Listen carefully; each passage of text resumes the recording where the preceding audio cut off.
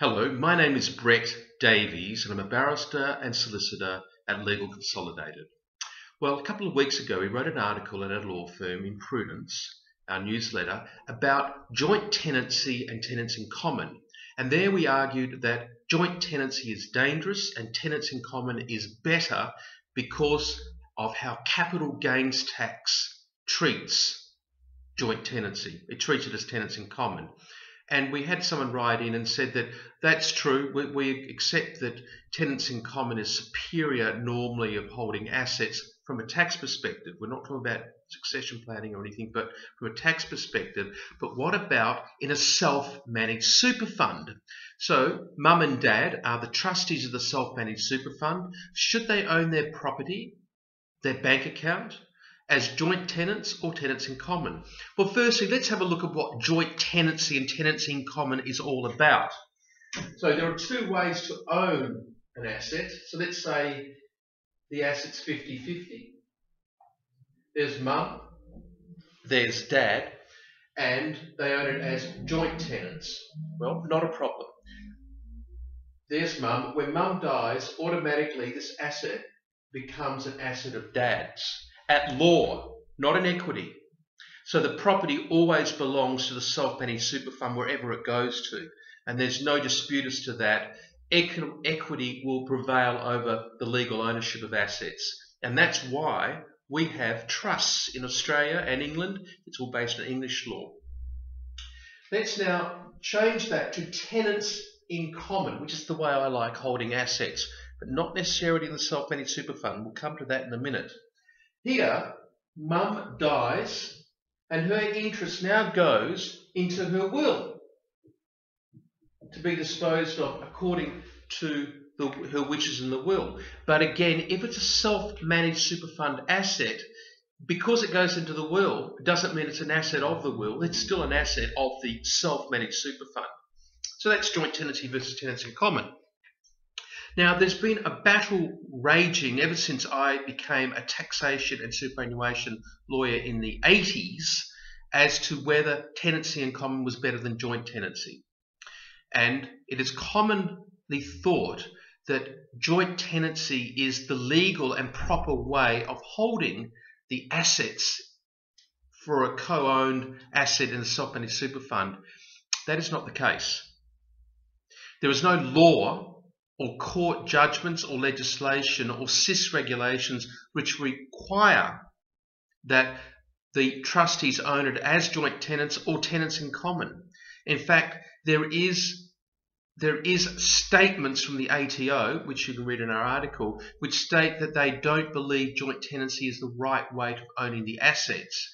I believe that the tax office, as they often do, have made a mistake in their reasoning, because they're trying to argue that because assets are jointly owned, there's no way of holding different types of assets in an undivided way. But it's the same as tenants in common. So that argument is fallacious, as is often the case with the ATO. And just remember, the ATO were not elected officials. They're just people like you and I. Well, they're people who interpret the law, just like anyone else can interpret the law. They are often wrong. In fact, in the Municipal Appeals Tribunal, about 50% of the time, the ATO loses because they often interpret legislation incorrectly. So don't be afraid of going up against the ATO's rulings or statements. They're not the law. The law is decided by people that you elect in government. Don't confuse the ATO as a regulator as the government. Anyway, moving right along. So there was an argument from the ATO that joint tenancy is bad. The reasoning was fallacious, but it still stands. The ATO thinks that tenants in common is superior to joint tenancy. The matter's ambiguous. One of the situations is that if you die, then the asset will become owned by another person. At law, not because the self-managed super fund still owns it, but at law by another person, and you need to get probate, which is expensive. And also there can be confusion that a mistress or illegitimate children or someone can come forward and say, no, it's not a superannuation asset, it belongs to the will. That's not a very good argument because it's self-managed super fund assets.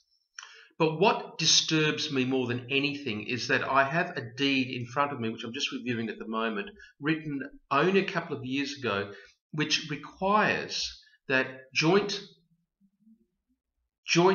trustees of a self-managed super fund have to own assets under the trustee. This is extraordinary, and it's often the case, have to own it as tenants in common. I don't mind tenants in common. I don't mind joint tenancies. There's arguments for either way. But you can't put into a trust deed. You can't put into a trust deed. You have to do it one way or the other. That is just silly. Let me tell you something. Every time you open up a bank account for mum and dad, it's automatically owned as joint tenants. So unfortunately, the poor members of that super fund are continually in breach of their self-managed super fund deed while they hold bank accounts. They can sever the joint tenancy, but that's quite confusing and difficult for a bank to understand. So this is the situation. The trustee of a self-managed super fund can own property, land, bank accounts as joint tenants or tenants in common, whichever they feel is the right thing to do, being the judgment call of their accountant, their advisor, and their lawyer.